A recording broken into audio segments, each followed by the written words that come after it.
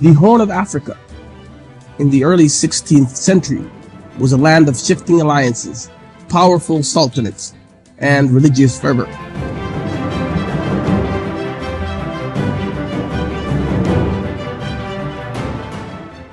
It was here, in this turbulent landscape, that the young Imam emerged.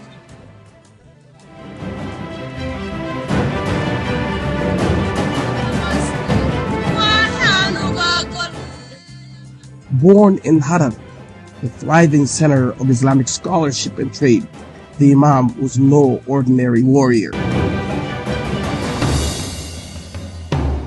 His early years were marked by relentless study of Islam, tactical warfare, and the politics of the Horn. By the time he reached adulthood, Ahmed Gurey had transformed into a formidable military strategist and a devout follower of the Islamic faith.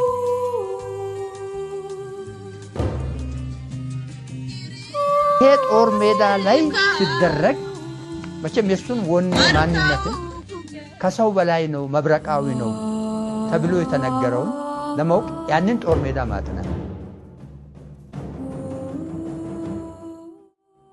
But it wasn't just ambition that drove him. It was a vision of a unified Islamic state that would not only challenge the Christian Abyssinian empire, but establish a centralized rule guided by Sharia governance.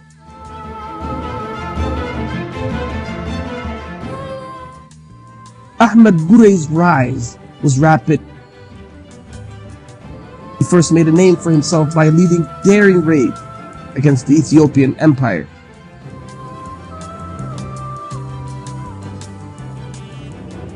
His victories were swift and decisive.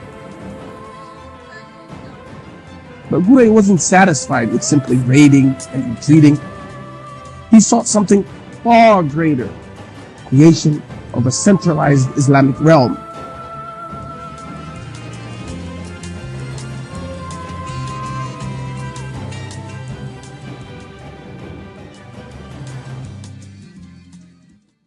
What drove this man to such heights? According to historian I.M. Lewis, Gurey believed that his mission was not just to conquer, but to reform, a belief rooted in Islamic teachings and fueled by the political fragmentation he saw around him. His story is one of a man who blended faith with statecraft, creating a model of Islamic governance that would leave a mark on the Horn of Africa. The battles were only the beginning. Gurey's vision of a unified Islamic state demanded more than victory on the battlefield. It required the establishment of a solid administration foundation. I.M. Lapidus, in A History of Islamic Societies, notes that Gurey's most significant achievement was institutionalizing Sharia law as the central pillar of his rule.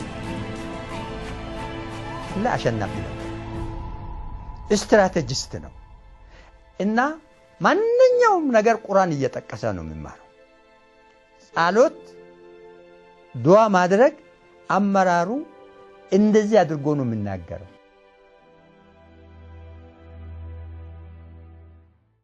These judges were appointed across newly acquired territories, ensuring that Islamic principles governed daily life, trade, and legal matters. This inclusivity was not just practical, it was transformative, turning former enemies into partners and building a network of support that solidified his centralized authority. Empires rise and fall on their economies, and the Somali Imam was no exception. He implemented a taxation system that was both structured and adaptive, collecting revenues in kind, grain, livestock, and trade goods based on local production. As Lapidus detailed, Gurey's taxation wasn't simply about control. It was a means of integration. Markets thrived under organized taxation, linking remote territories into a single economic unit and ensuring that Gurey's rule was not only sustained, but prosperous.